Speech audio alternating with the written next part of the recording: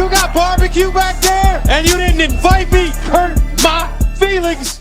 Welcome back to another episode of Dynasty Theory here on the DD Fantasy Football YouTube channel and podcast feed. I'm John Bauer. Find me on X at the Bauer Club. We got Dan Lamagna at FF Coach. Dan, look at that bling. Wow. What's up? Hey, man, I said I'd have the Justin Jefferson bling today. I think I got the Walmart receipt for this. So if something happens during the show and it breaks, I'm covered, guys. I was going to say, I bet you it cost the same amount as Justin Jefferson's chain, too. It's close. It's up there. Close. Mitch, what's going on? That's at Dino MC on X. Another NFL Sunday, another Lions win, another win for the best team in the NFL. We're keeping it going. We're going to the Super Bowl this year. And you guys are going to have to deal with this for like forever, probably. Really. Yeah. There's no holding me back now. Understandable. You guys have been through a lot. Speaking of fandom, I wasn't even sure if I was going to keep the Pitt helmet up here, but I even wore my Pitt long sleeve tee tonight after that ass whooping against SMU. We had family over. We were like, oh, huge game. Oh my, everybody left at halftime. I was like, all right, well, at least I can get to sleep early. Anyway, week 9 is in the books, folks. It is in the books. We have plenty to talk about. We're trying to keep this show to 45 minutes tonight. I can tell you right now that's not going to happen. So clear your schedule for the next hour. One of the main topics we want to talk about tonight, it's kind of a second half of the season dynasty sells type episode, but it's looking at it from the perspective of a contender. But there's going to be a lot of takeaways here. So if you're listening and you're like, I don't have that many teams, I'm not contenders, there's probably not going to be much of a discussion here for me. The conversations are still going to be very relevant. So stay plugged in here, and there's going to be some takeaways for everybody, not just those contenders, but I think there's going to be some nuggets here for rebuilding teams too, or teams that are just looking to make a push. So we're looking to make a push as a contender. Dan, overall, I think it's fair to say we have different buckets of players. If you're a contender, the types of players you're looking to move, and you could look at it from a roster construction standpoint where, okay, maybe you're flush with running backs, but you need a wide receiver. So you find another contender that might be interested in that, or you have injured players that you're looking to move off of your roster for producers. So you look at teams that are rebuilding to go that route, or you kind of have these young, desirable assets that you might be looking to move because they have a market. Everybody's going to want them, but they're not necessarily producing. I think I try every which way under the sun, JB, to make a trade happen. Everything that you just literally covered. It's very easy to try to maybe start with the bottom 5-6 teams, throw some trades out there, figuring at least a couple of them, if not all of them, could be either thinking about rebuilding or in rebuilding mode. But then also just staying active in the chat. Sometimes some other teams surprise you that you don't expect to be in it. And the barometer for me, outside of, you definitely mentioned hit on positions, hey, you're strong at receiver, you want to get a running back or vice versa. Outside of that, my barometer is who am I not going to miss next year? If I'm not going to miss them next year, I'm ready to move. So any which way I could potentially make a trade to improve a roster, I'm going to try to do. Mitch, on last week's episode, we talked about kind of what it was easier to do. And you mentioned if you have pieces as a team that's not contending, you have found it easier to go that way and move those pieces to contenders. And I said, hey, I actually think it's a little bit easier the other way. So now on this week's episode, kind of putting us to the test, kind of making you go that more difficult route and move some pieces that a rebuilding team might want in order to help you along your way here in 2024. Yeah, it's anyone who's played Dynasty for more than a year kind of knows, hey, if you're a contender, you want to move these injured players off your team because you're not giving up anything this year. You're giving up a player, hopefully you're getting an immediate starter back and you're not losing anything off your starting roster, so you're still a contender moving in. A lot of the guys that we're going to hit on this episode are guys that I like. I like these players, but that's the point, is rebuilders are also going to like these players. And so I think attacking it from this aspect, we could come on the show every single week, be like, hey, this guy get injured, trade him for this. This guy got injured, trade him for this. What if I have a few teams to where I'm having a hard time moving off Rice, moving off Ayuk for the price that I'm okay with. So what's another asset I'm willing to move? And I think being willing to move these higher tiered guys that we might not be fully in love with, we're okay with them on our teams, but we're willing to move them off. I think it's a good way to attack it. Yeah, and there's going to be a market, like I said, and it's, having a market available within your league. That's what creates the trade opportunities, obviously. And the longer we go here, especially if you don't have a trade deadline, but the more and more teams that realize, okay, maybe I'm not in contention, that opens up more opportunities and more paths for you to find a successful trade partner.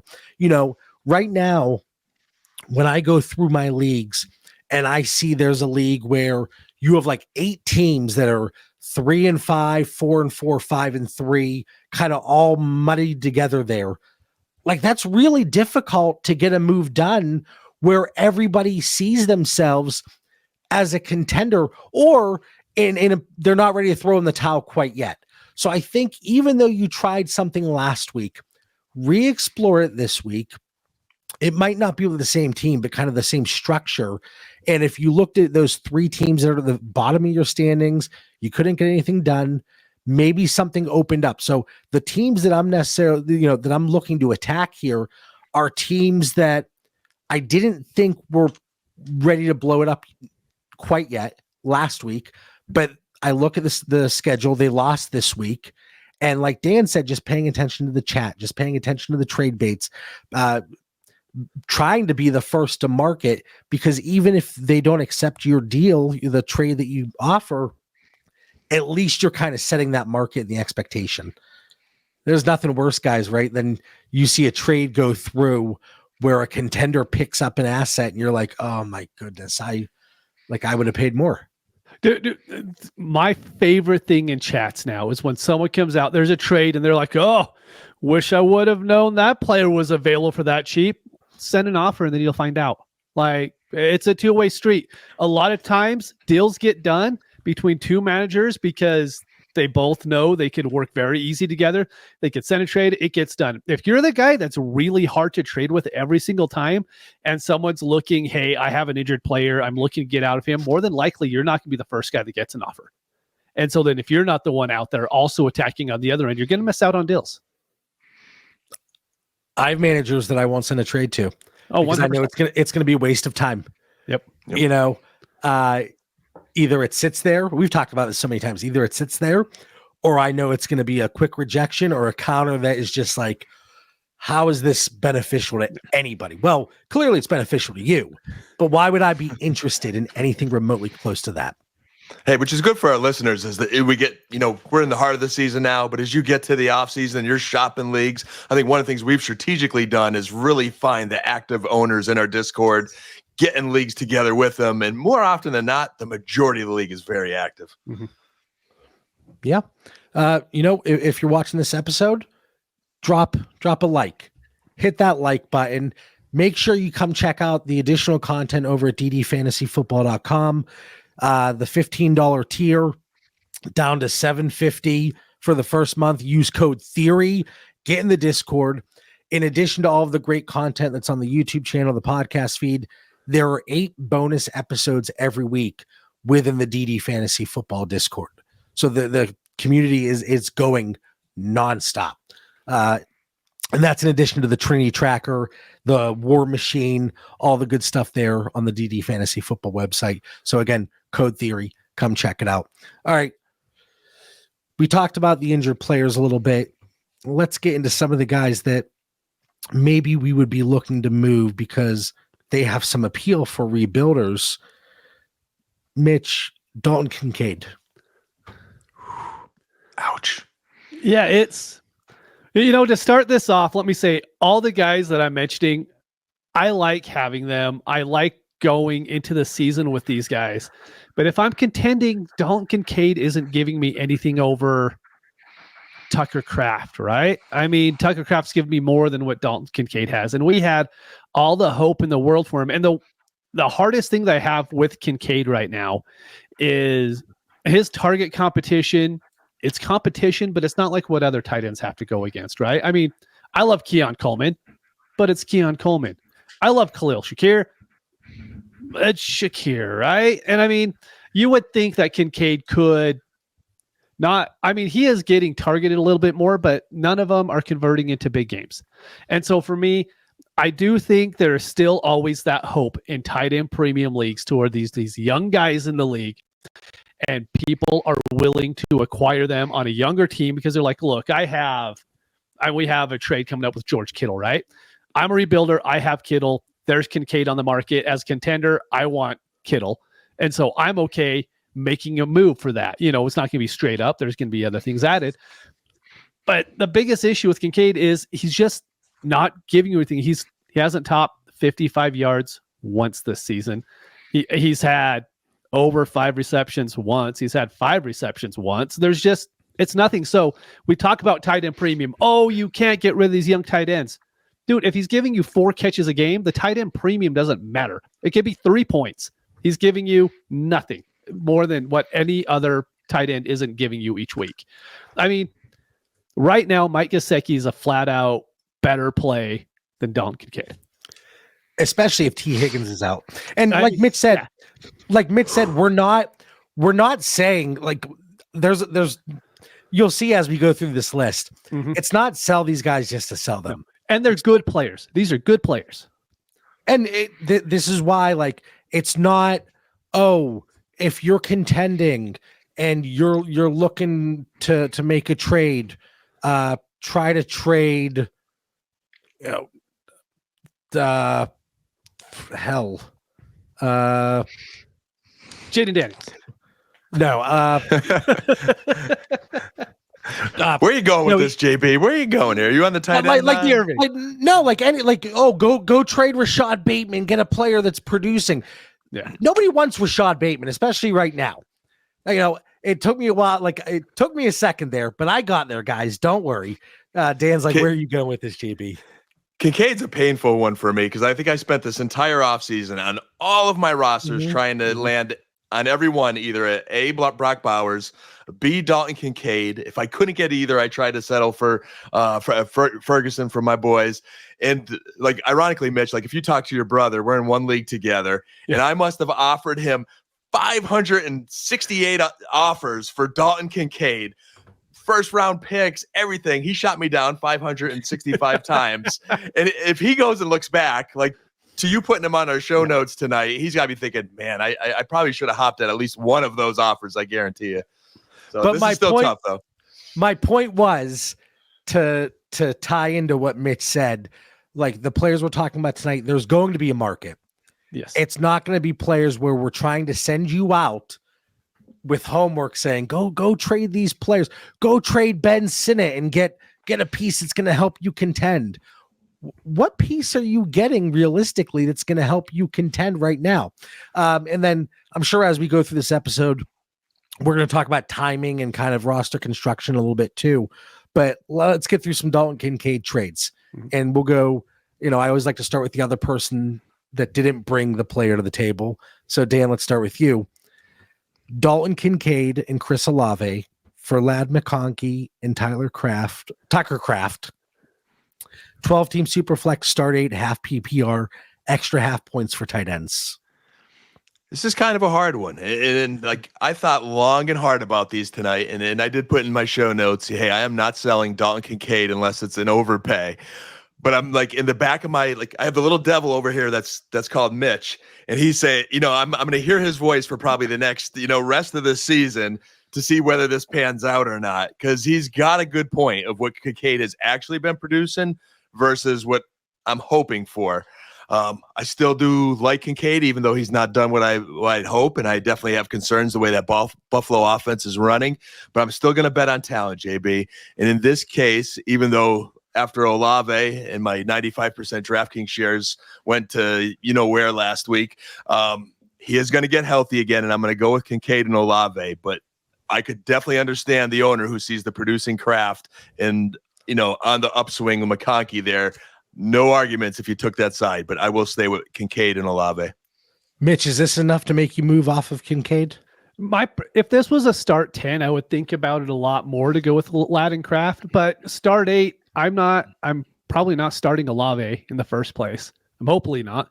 Kincaid is probably a starter in a 12 team, but in a start 8, I mean, it's fine, but I don't see either of these 4 guys really eclipsing my starting roster. So if I'm moving off of Kincaid, I want something better than like a Latin, a Craft, right? But say this is a start 11, and then all of a sudden I'm looking, hey, these flex spots, how am I attacking this? Olave with his concussion history, who knows how that's going to happen? That's going to open me a lot more up to Latin Craft. In these league settings, we align perfectly here, Mitch. I would much rather, I'm fine with moving Kincaid, and I tried to pull trades here, and you'll see it more with these other trades where we're getting pieces that might be producing a little bit more. And this one, it was interesting, and I probably could have left it off, to be honest with you, because it's not like Kraft is a world beater right now. It's not like Ladd outside of the one game is just destroying things. And he's a young enough asset that's going to be hard to take off of a rebuilding team. But in a start 8, 12-team league, I would be looking to package up Kincaid and Olave just for one asset. Yeah. And that's kind of what you were getting at. But I thought it was an interesting trade. But again, you'll see as we get through more of these, we're really going to see the divide between moving a piece that a rebuilding team will want for a veteran presence.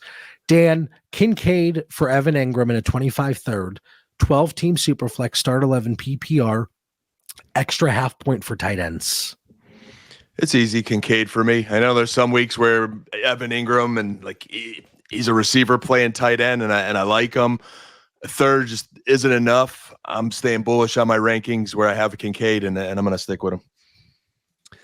I agree. I think you could get a little bit more on this, but this is the kind of trade here in 3 weeks you're going to be looking at doing. If you're a serious contender going into the playoffs and you need another piece, and Kincaid is giving you these 6-7 point weeks where Ingram can give you that league winning week, and I don't think Kincaid can do it. Right now, no, I'm taking Kincaid. If you ask me this December 1st and I'm making a good playoff push, this is a good trade that I'm willing to make.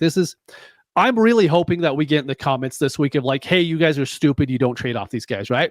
Because that's what we want. Well, I don't want to be out here and everyone's like, oh yeah, this guy sucks. You trade him off your team.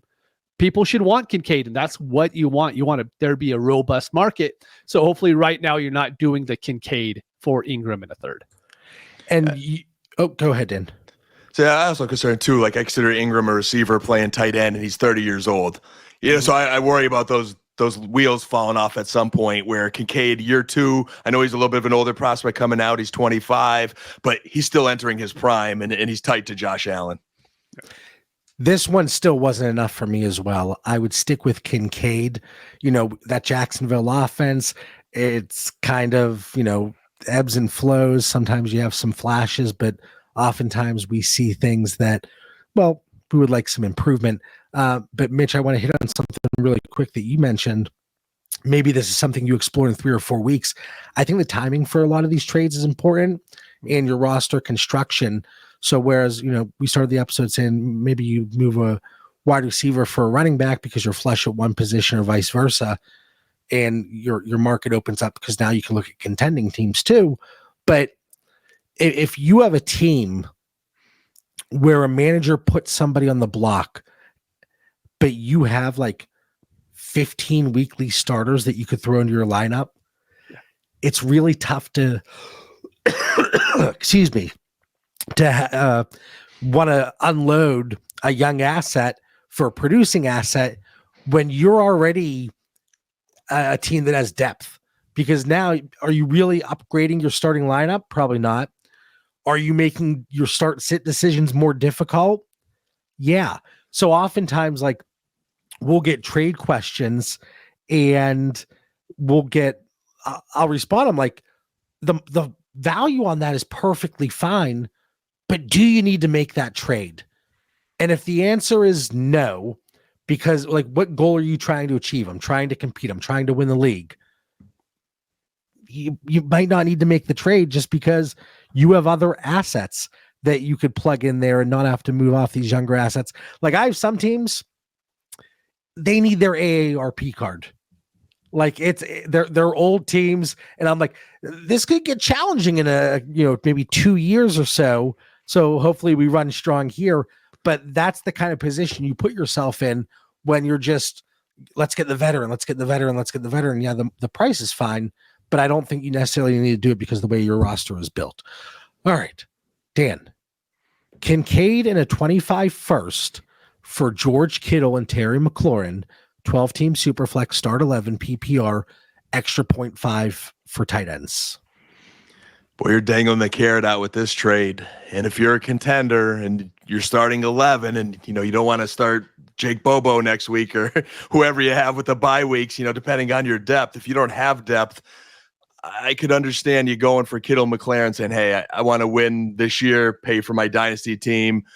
So from that perspective, if you really need it and you're looking to win the jackpot this year, I could live with going with Kittle and McLaurin, but I'm very reluctant to give up a young Kincaid in a first because this could become a trade I'm really not crazy about next year. But I mean, if Jaden Daniels did untap McLaurin and he's going to be their number one for a couple years, I think you're safe for a little while. So me personally, I like Kincaid in the first, but I think it makes sense here. I would pick Kittle and McLaurin. Mitch, is this enough for you to move off of Kincaid in the 100%? Well, we talked about it on the Start Sit show. McLaurin is an every week starter. He is not leaving my lineup. He's a top 10 wide receiver for me every single week. And Kittle's been amazing so far, especially with Ayuk out of the lineup for the rest of the season. Kittle is going to keep producing. This is a trade that I could easily see myself doing because I'm considering that 25 first, the 111, 112. Yeah, it'll be worth more in May, but it's not worth more than me getting money this year. And this is the package deal that I would be interested in as a contender, because I do have a lot of teams that have a Diggs, that have an Ayuk still, that, like Mitch said, I haven't been able to move them. Maybe I have an Olave or a Waddle, and they're not producing. So you went from having a strong wide receiver room to now trying to pick up some pieces here. And now you're getting one of the true difference-making tight ends that are out there right now in full PPR. He's averaging like 18 and a half PPR points per game or something like that. And now you're adding the additional half points for the tight end premium. I will take Kittle and McLaurin with the idea and the premise here that we're a contending team moving Kincaid. All right, last one. Kincaid for David Njoku. PPR with an extra half points for tight ends. Yeah, I'm going to stick with my rankings again. Give me Kincaid. Tight to Josh Allen.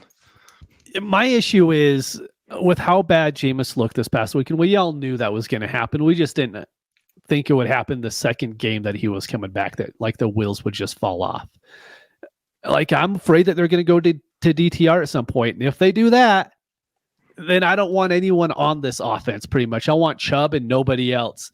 So you asked me this last week. I could talk myself in Njoku because I do think he's a better weekly producer than when Kincaid's going to be. But who knows if that coaching staff's going to be here by the end of the season? Just who knows what's going on with that team?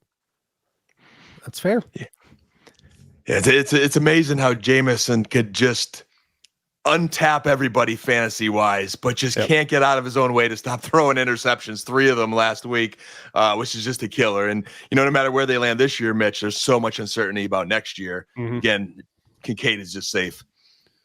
And, we said it was a tough matchup on the Start Sit show, but like some of those interceptions, it wasn't because of the matchup. Like there wasn't a receiver around. Yeah. Like Dan might have been the closest receiver, if that's possible. All right, Dan, you threw a name at me, and like so many people are just so frustrated. Jalen Waddle. He gives you the name value. He's tied to Tua for now, who's obviously a hyper accurate quarterback. but something's not clicking. He's not giving us the production we want out of a wide receiver that we're paying that price to keep on our team. Yeah, this is one I put on the list because there's still some attraction with Waddle. There's still some potential. There's still some youth. I think you could potentially move him. But for me, he's also the guy I want to move for a lot of reasons. One, I think he's made out of glass. Two, there's a lot of uncertainty in Miami. Like we see this often. Like last year, that Miami offense was humming, but the good coaching staffs find a way to keep it humming. They make some adjustments. They make some tweaks. I'm not confident it's a good coaching staff in Miami, and I could see that head coach being on the hot seat at some point in the future. And then you have Tua's health, which is another just concern. So I think made of glass, Tua's health, the coaching question marks. There's just if too many ifs for me, which makes him a kind of guy that I want to move off of. All right, Mitch, we're going to start with you here. Okay. Jalen Waddle in a 26th third for Najee Harris and Chase Brown, 12-team Superflex, start 10 PPR. Yeah, I'm not the biggest Waddle guy in the world anymore at this point. I don't think there's a lot of people who are, so I'm going Najee and Chase Brown. Chase Brown looked amazing last week. Hey, he was getting the volume, and now Zach Moss has the neck injury. He's out indefinitely, at least for the time being. And, this is – I would be shocked if you couldn't get something done like this in most situations. Again, a team that is ready to throw it in, and they're like, hey, I'm looking to move my running backs. Jalen Waddle was a heck of a lot more attractive for a team like that than Najee Harris and Chase Brown. Dan, where are you here? With Mitch, man, it's a smash, Najee and Chase Brown, and what a difference. Hey, we look from the offseason where Najee was kind of looking lackluster and there's a lot of question marks.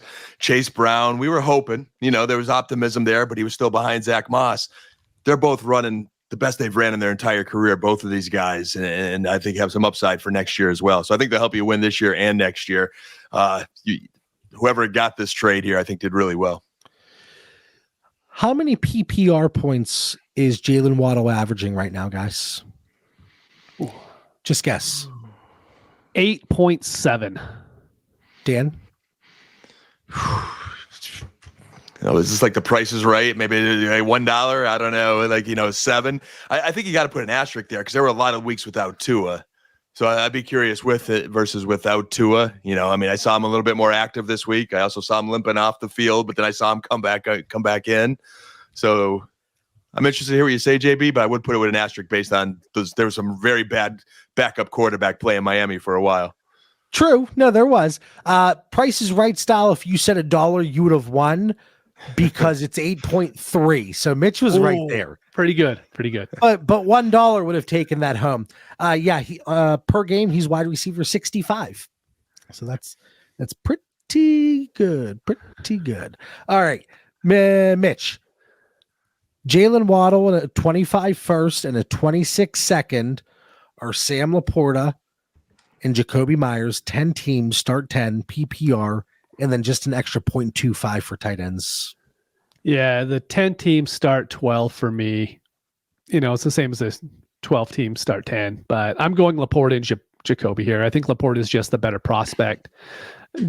I'm not in love with Jacoby, but if I'm seeing that as a late first, I'm going to take Laporta and go from there. Yeah, but it's the same amount of starters, but 12 teams start 10.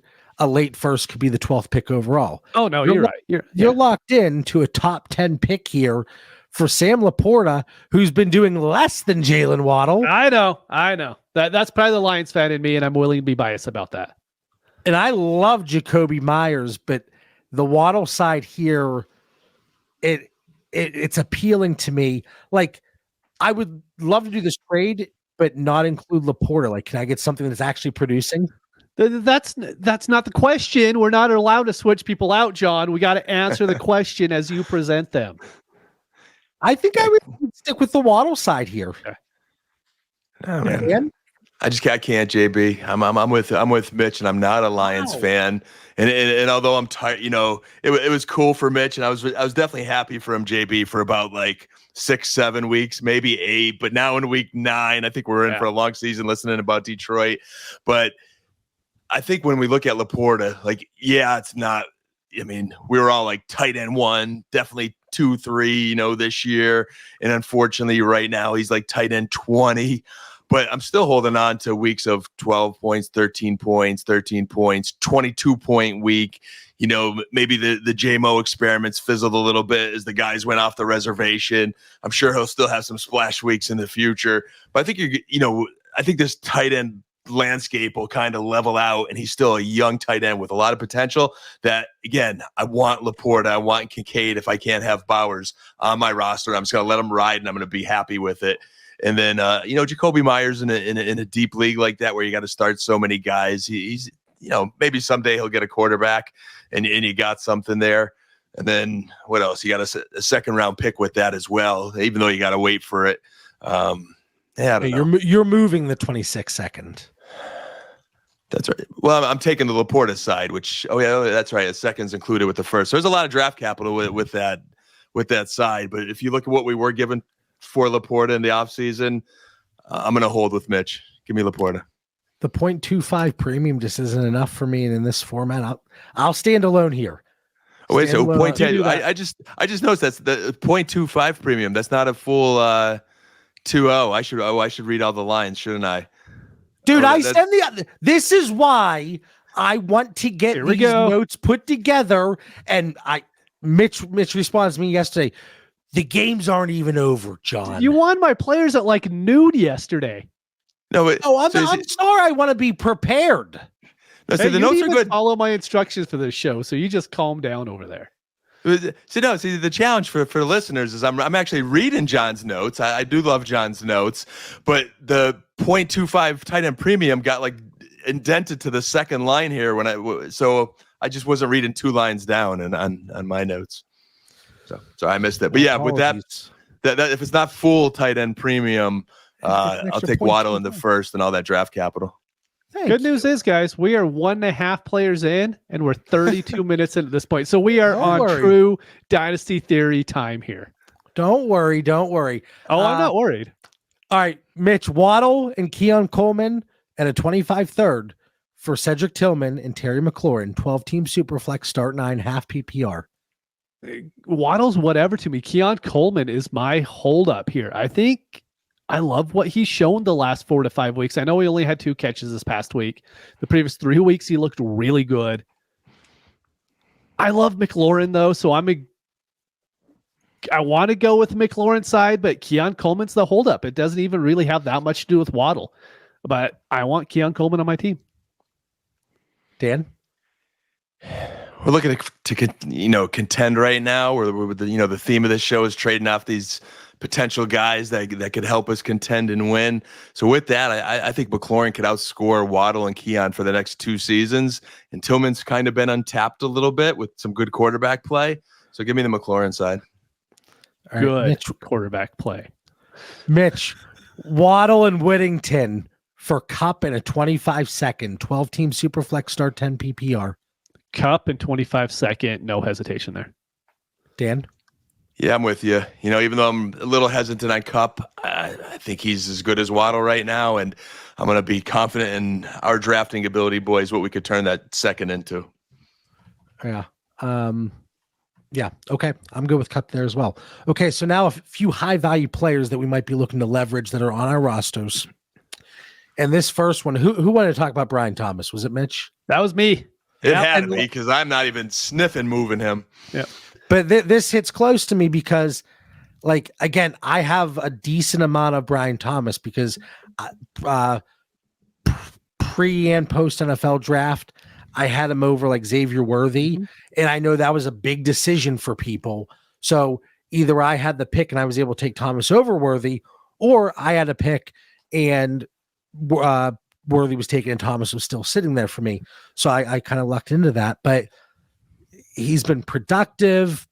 He dealt with the injury this week, but like, he's just so highly coveted right now. He is going per fantasy calc. He's wide receiver 11, 26th overall in super flex formats. But again, like that's why we're talking about guys like this, because you could probably really make, help your roster out from a contender perspective, and still get a really nice return. So Mitch, why did you want to talk about Brian Thomas necessarily? Because I think the package you could get for him if you're on a contending team, and he's awesome, right? Like right now, he's a top 10 wide receiver, fantasy points wise and dynasty rankings wise, as far as wide receivers go. He's looking really, really good, but it's the guys around him in the rankings. You can't really move off you can move off of Puka, but you don't have the market there. That's Brian Thomas. Same thing with AJ Brown. You can love Drake London. Brian Thomas's market is just so much bigger than what Drake London's is. And they're ranked right next to each other. So this isn't hey, get Brian Thomas off your roster because he's hit his peak. I think he could still grow from here.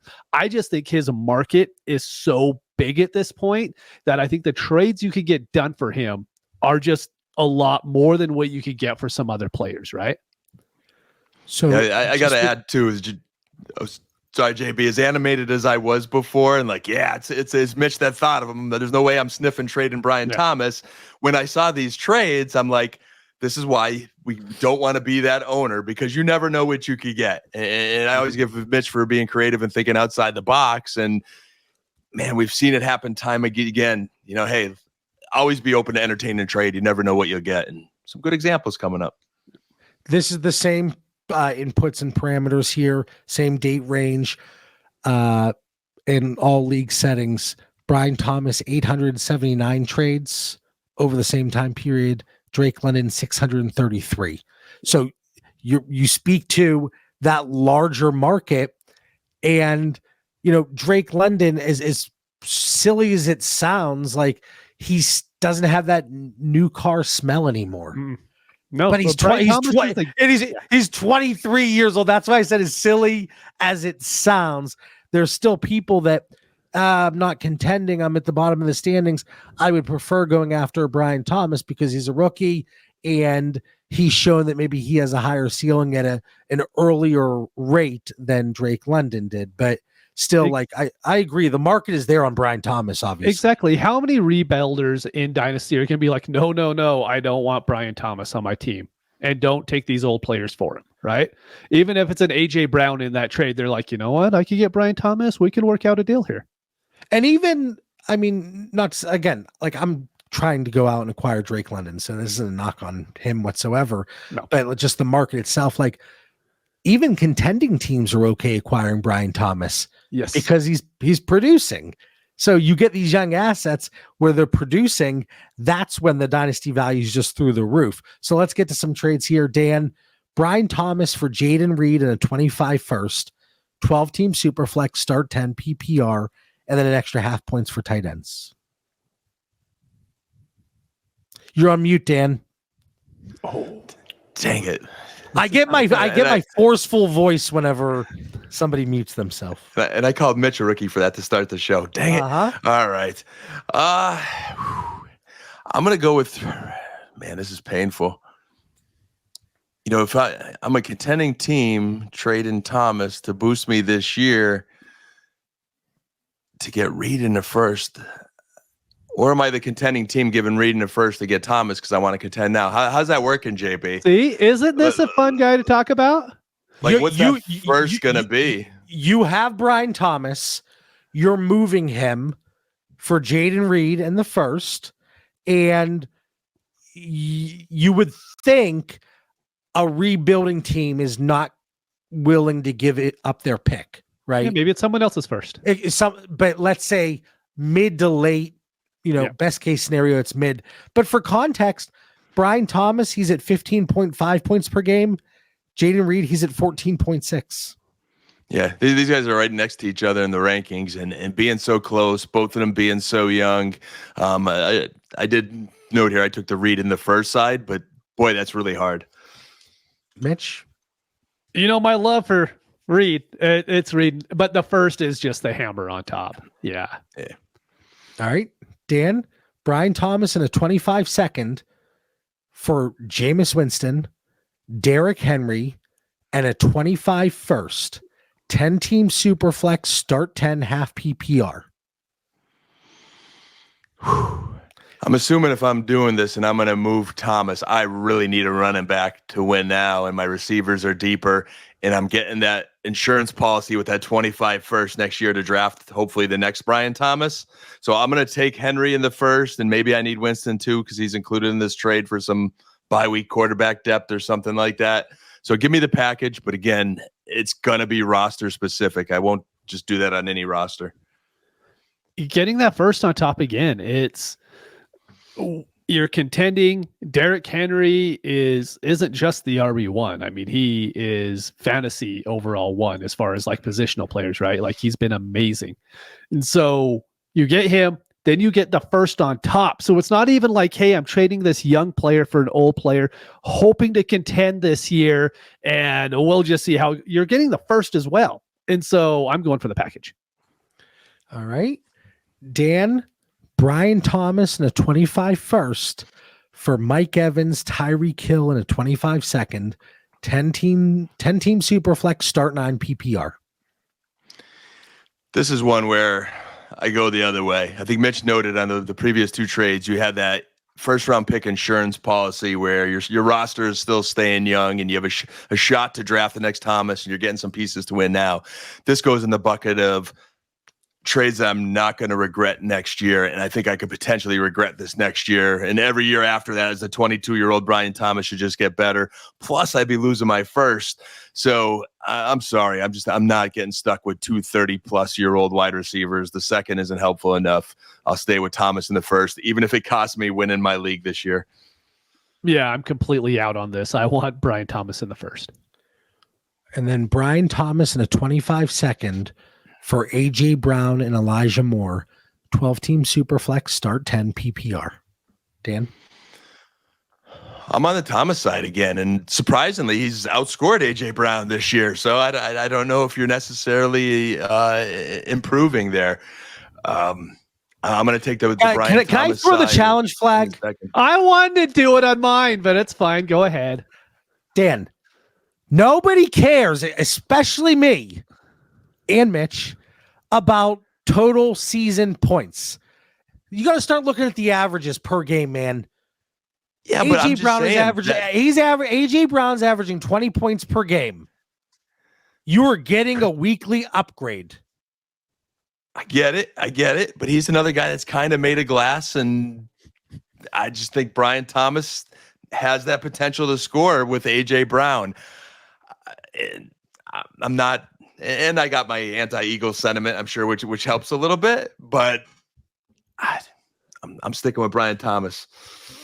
Mitch, my eyes kind of just went whenever I heard him say Brian Thomas has outscored A.J. Brown, because I know how Dan operates. Yeah, I know he's always looking at just total points. We'll get him there. Mitch, what side are you on here? So for me, I'm going with AJ Brown, but I would try to get a piece different than Elijah Moore if I'm going to add that second on top, because I think it's a pretty straight up trade. You're going to trade the younger wide receiver for the older one who's going to produce a little bit more, but they're both right next to each other, like literally right next to each other in any rankings you look at. So you're going to get more points, but you're gaining an age for that. So if I'm adding a second on top, got to get something better than Elijah Moore. What if it was like Jacoby or Cortland Sutton? Jacoby, yes. Cortland Sutton, yes. Deontay Johnson, no. Yeah. Cortland Sutton gets a little more enticing for me. Jacoby, I don't know, not this year with that Raiders situation, but like AJ Brown, I mean, we have seen this from him. I mean, when he's on, and he could be a league winner. So I definitely get that side of it. But he's also had weeks that, again, missed 3 weeks, dudded this week after he got hurt. Sometimes Hurts has his struggles. I mean, Brian Thomas has shown a 23-point week, a 22-point week, a 15-point week. Unfortunately, the Jacksonville coaching staff's like, just don't get me started on that dysfunction there, because I'm staying loyal to Trevor Lawrence, hoping he's going to have a new coach next year. All right. I'm going to bucket these next two together. Jordan Love and CJ Stroud. All right. For me, I only brought one player, which is a shock, but it was CJ Stroud. And again, asterisk, disclaimer, exclamation point, like bold, italics. I'm not advocating for just dumping CJ Stroud, but he is quarterback 22 on a per game basis this year when in +4 -1. And I know, obviously, and Mitch, we've talked about this so many times, when a quarterback loses their stud receiver, and that is Nico Collins, there's going to be a negative impact. And then he loses Stephon Diggs. So he's left with Tank Dell, and Dalton Schultz, who's just kind of a body at this point.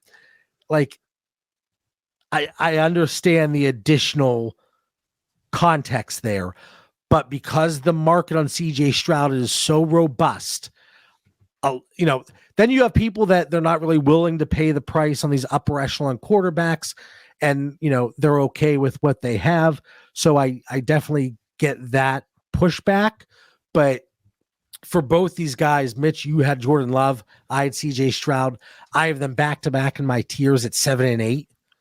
Like, there's a market, there's an opportunity, and I mean, I was kind of surprised you wanted to talk about Jordan Love because he's been pretty solid. I think he was a little dinged up there against your Lions, but maybe that's just some bias. I don't know. No, so the biggest reason why is, and I love that you brought up CJ Stroud because that was my comparison for Jordan Love. We talked about in the offseason, and everybody who did a fantasy podcast this offseason talked about, to where for CJ Stroud to hit on where he was being drafted, he needed to be the most outlier of outliers. He needed to have like a 9% touchdown rate, right? Like, it just need to be absurdly high because he doesn't rush. And guess who else doesn't rush? Jordan Love. Jordan Love has less than 15 rush attempts this season. And when you look at guys like, we have Caleb, who's in this year, can rush. Daniels is an elite rusher, right? Bo Nix, great rushing. Drake May, great rushing. For guys like, Jordan Love's been good because he's had the 3 and 4 touchdown games until he doesn't. Those 3 and 4 touchdown games, it's just not going to continue. He could have a year to where it's great, and then he's going to have a down year, and then he's going to have a good year, and then he's going to have a down year. Their floor is just not great. So while I love both these players, I'm okay moving off these kind of quarterbacks for like a lesser quarterback in a positional piece. Because while I love these guys and I love them in DFS, I love betting on them in my prop picks, I'm okay with not having them on my dynasty teams. All right. So let's start with Dan on these. Jordan Love, Jamison Williams, Isaiah Pacheco for CeeDee Lamb and Geno Smith, 12-team Superflex start 9 PPR. In this one, even though I do think Jordan Love's going to be just fine, I think he's definitely, his bye week couldn't come at a better time. Like, if there's anyone in the National Football League that needed a week to give his body a rest, it's Jordan Love. But to turn down a CeeDee Lamb, you to say anymore. It was a homer as it gets. But if Geno could just give me, enough years and stay stable, and my team really needs a Lamb, I'm going to take the Lamb side. Yeah, I love Lamb and Geno here. All right. Jordan Love and JJ McCarthy for Joe Burrow and Mike Gesicki, 12-team Superflex start 9 half PPR, extra half point for tight ends. Dan? Yeah, this is an easy Jordan Love and McCarthy one for me. Gesicki's a cool little DraftKings story the last couple of weeks, and maybe Dynasty stash or something to help you. But outside of that, forget about it. I like Love almost as much as Burrow, so 2 for 1. That's a steal. Yeah, seeing how good Darnold's done in this offense, I'm so excited to see what McCarthy does next year with them. I'm going McCarthy. Yeah, I think the first 2 trades there, it really shows you the dynamic and the way people might be looking at Jordan Love. Like Jordan Love's still a top 6 quarterback right now, but I understand where Mitch's point is, where if you're not getting the 3 or 4 touchdowns, well, he's not going to have that floor that a lot of these other quarterbacks are going to have, and you can supplement that. In that first trade, you're adding a cornerstone in CeeDee Lamb. It's not like you're doing Geno Smith, Mike Evans, and Xavier Worthy. Yeah, that's a good one. Like, you're adding a premier piece here. So I understand that. And then for this one, we 3 peas in a pod, guys, because like it's almost a free JJ McCarthy. It is. Yeah. Like that. And I have Joe Burrow just one tier above Jordan Love, but the Gesicki JJ McCarthy, that doesn't close the gap at all. All right. Love and Amari Cooper for Amon-Ra St. Brown in a 25-second 10-team super flex start 9 PPR. Yeah, well, where this trade flips compared to the Lamb one is that, man, I'd love to get Sun God, but I've got no quarterback insurance policy, quarterback anything coming back to me. So unless I'm like loaded at quarterback and I could do this, I got to stick with the Love side. With it being 10-team, I'm assuming that I'm going to be able to have some quarterbacks on my bench. So I'm going to go Amon-Ra St. Brown in this one. That's what flips it for me as well, Mitch. All right, and then we got Jordan Love, Kenneth Walker, and a highly valued 25 third for Justin Herbert and Breece Hall, 12-team Superflex start 10 PPR. Dan? I'm gonna backtrack with that 10 team though, but I would also think my receivers are gonna be deeper too. Not deeper than Amon-Ra St. Brown. But with it being a start 9, we don't want the depth. We want those cornerstone pieces at the positional players. But Jordan Love's a cornerstone piece as long as he's healthy. I mean, he could be lighting it up. Like I was just looking at my quarterback rankings tonight, and like, boy, it gets really scary as you go down them. I just don't want to get stuck with guys that aren't going to not have jobs next year. So just a little side point, man. There's a lot of fragility at the quarterback spot. Getting in the Christmas mood here certainly is fragile, but I'm taking Amon-Ra St. Brown still. That's love fair. You, Dan. Fair. Love you, Dan, but you're wrong. That's what you get for making us wait 2 minutes and having your technical issues again. Okay, fine. So this next one, John. Love Kenneth Walker in the third for Justin Herbert and Breece Hall. 12-team Superflex start 10 PPR. I love all these guys. Yeah, but I will take the Herbert and Breece side. It just feels like it's got more momentum to it. I like the direction the Chargers are going in, and I just like Breece a bit more than Walker, but it's very close. Very, very close. You know, I said on the show 3 or 4 weeks ago that Herbert's price point at that point was the lowest it would ever be in Dynasty because it's already moving up. And like, I love Kenneth Walker. His market isn't like we've talked about on this episode with different players. His market is not the same as Breece Hall. They can score the same fantasy points every single week. It doesn't matter. Breece Hall is worth more in Dynasty than Kenneth Walker is. So I'm going with Herbert and Breece. I almost think it's a pick your poison, but like it's like a good poison in these situations. Like Dan said, I don't think you can go wrong, but I do prefer the Herbert side. And Mitch, I remember specifically when you said it, because we were talking about startup values and you said, okay, maybe he's going beginning of the third. He's never going to slip to like beginning of the fourth. Yeah. And well, look at what he's done the last 3 weeks. He's put together a couple really strong games despite having those weapons. All right. So CJ Stroud, Mitch, let's start with you on these. Mm-hmm. Stroud in a 27 first for Jaden Daniels. How quickly the tide is turning and people just jump ship. 12-team Superflex start 10. Yeah, there's not a quarterback in the league I'm adding a first on top of CJ Stroud to go and get. So it's CJ Stroud for me. I would do it for Josh Allen. Okay. All right. You might win. Okay. You're right. Josh Allen. No other one. Lamar Jackson? I don't think I would, to be honest. That would be close, but adding a first is so much of a premium on top of CJ Stroud. I just don't want to do it. Dan? I'm on the Jaden Daniels side. I'm willing to roll that dice and enjoy this long career. I have Josh Allen, Lamar Jackson, and Jaden Daniels that I just think are like Stroud isn't going to have a long out of the league in 5 years. I know, but I mean, like these pocket passers kind of get a little like hit and miss, where these rushing guys are just, man, they're just always up at the top of it. It's I just love the rushing guys that could also throw, and so I'm gonna go with Daniels. 27 first. It's a long time away, man. Give me Daniels. Yeah, and Daniels is 10 months older than Stroud. But he could run. He could run. Those beautiful legs of Jaden Daniels. Stroud, Rattler, and a 25 third for Jalen Hurts. Stroud. I would probably like Hurts more if I like the coaching staff more. I just don't like that coaching staff at all. I mean, I like the rest of the playmakers on it, but I just hate that coaching staff so much. I'm going with Stroud. I hate their head coach.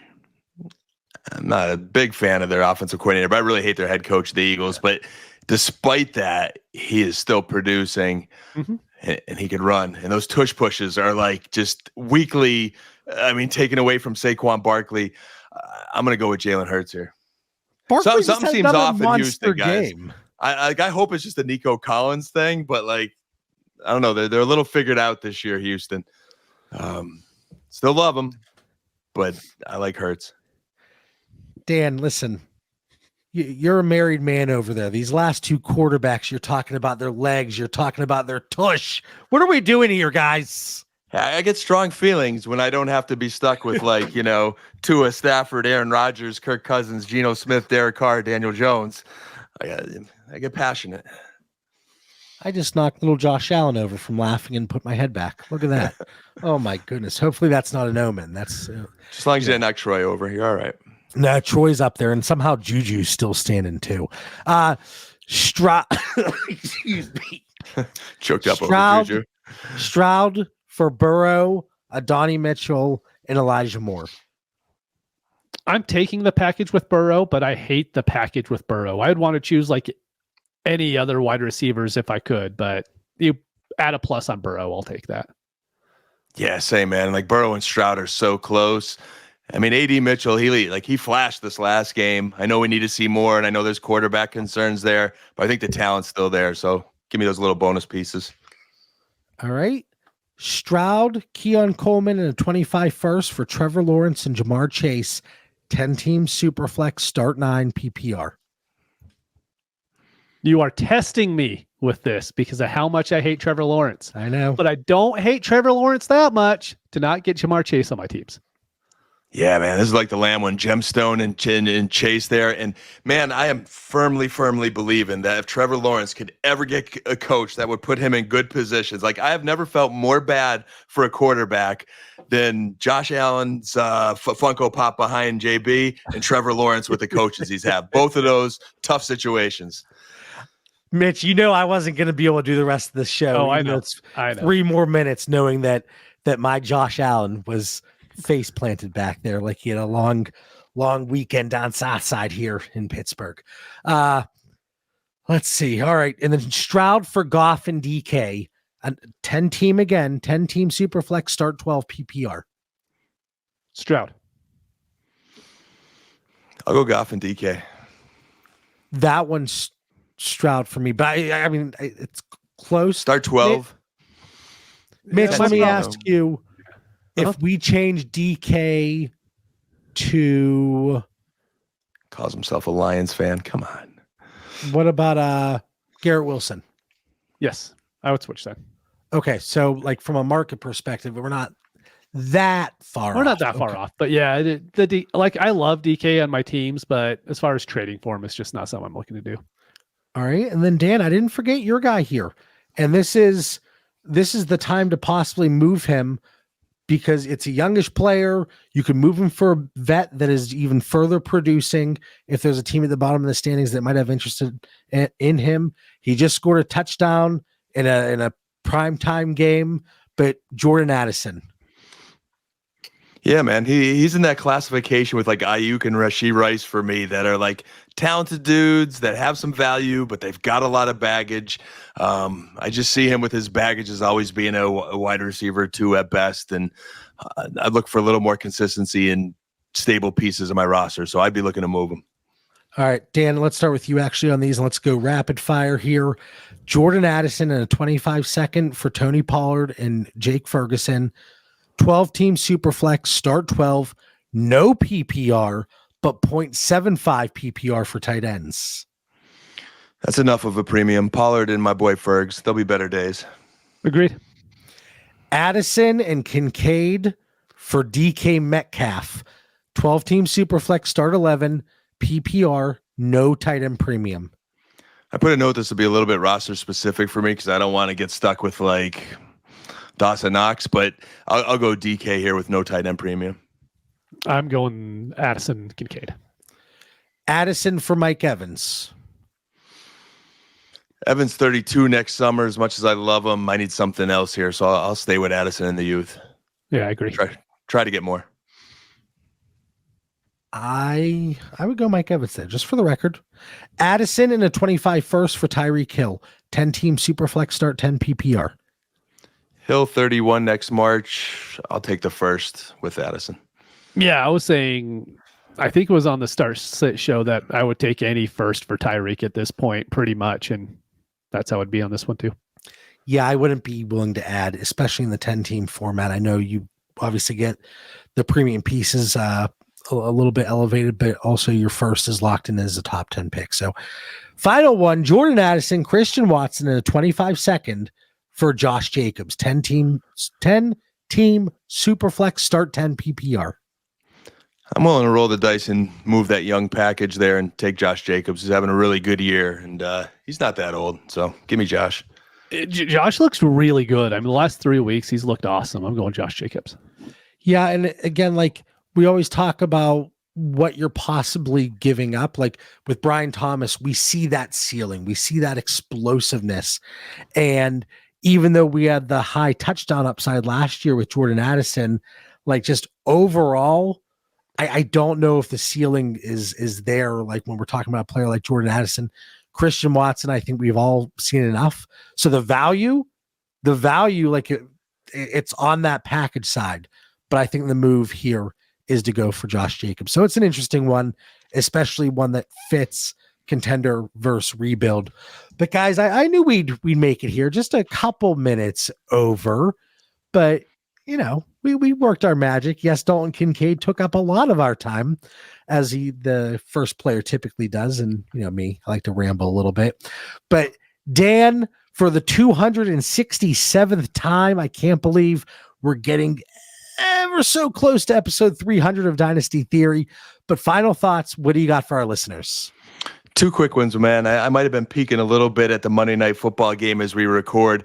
Cade Otton, biggest riser this year. He is just a dude, man. Mm-hmm. Like statistically, and I watched him a couple of weeks ago. He is tough as nails, man. Like he takes hits, it doesn't matter. So love Cade Otton. But then just a couple things to note going into Week 10. The NFL trade deadline is on Election Day. All right, Tuesday, tomorrow. So let's watch that really closely. See if anyone else gets moved that impacts fantasy. I'm sure we'll be talking about it in the Discord. Safe Leagues trade deadlines Week 12. It's approaching closer, so really be active in your leagues there.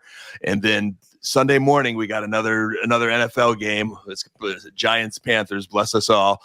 But be ready for that Sunday early game, and then 4 teams on a bye: Cleveland, Green Bay, Vegas, and Seattle. So prepare accordingly here for Week 10. Yeah, bust out the Wiener Schnitzel, right? Aren't they over in Germany this week? Yeah. You're so you know. Get ready there. I have a quick final thought, Mitch. Go ahead. I was not the 20 guys in the show notes. Wait, I put it really low so you guys wouldn't see them. I pay attention, John. I scrolled. So these just quick. Lord. If I'm contending, these are the trade targets I'm looking on at the bottom of the standings on rosters that aren't contending based on expected production, price, and their schedule. So rest of season and playoff. Baker Mayfield, Kirk Cousins, Saquon Barkley, Alvin Kamara, Josh Jacobs, James Conner, Brian Robinson, health pending. Rashad White, Bucky, health pending. Rico Dowdle, Mitch, great call on the start sit show. Adams, Mooney, Myers, Ridley, Sutton, Otten. Those are the guys that I'm looking to poach from these teams at the bottom of the standings. See, that didn't take that long. Mitch, final thoughts. What do you got for our listeners? Hey, with how much we're talking about contending and rebuilding, I just want to say for anyone who's hesitant on knowing, you could go on Dynasty Daddy. There is a power ranking on there you could use. If you don't want to go on there, hit up if you play in my fantasy league, look at the all play percentage. If you're over 60%, you could feel pretty good. If you're down at 40%, you're really not competing on a weekly basis, even if you have a good record. And then max points for on Sleeper is about the only good way. So I definitely recommend that if you play on Sleeper, go to Dynasty Daddy, use the power rank tool, just so you have an idea on if your team is actually good or if it just kind of has a good record and is going to fall on face in the playoffs. I have one team. It's like 5-3, and the all play percentage is like 350. Yeah. And I'm like, I'm making a push. And I'm like, am I? I don't think so. So yes, that's a very good point there, Mitch. Maybe your team is, I don't even want to say producing, but you've gotten lucky from a schedule perspective. Don't push all those chips in, because your team, speaking of fragility, that team could be super fragile. Hopefully you all enjoyed this week's episode. Go over there, check out ddfantasyfootball.com, code theory, first month, half off. Come check it out. Like I said, a lot of great stuff there on the website. And then within the Discord, there's 8 bonus episodes every single week that are only for the DD Fantasy Football community. Make sure you hit the like button on this video. It helps us out, and we greatly appreciate it. And drop a comment. Let us know where these guys messed up on their trade takes, because I know I didn't have any issues tonight. For Mitch Sorensen, Dan Lamagna, I'm John Bauer. We'll catch everybody next week.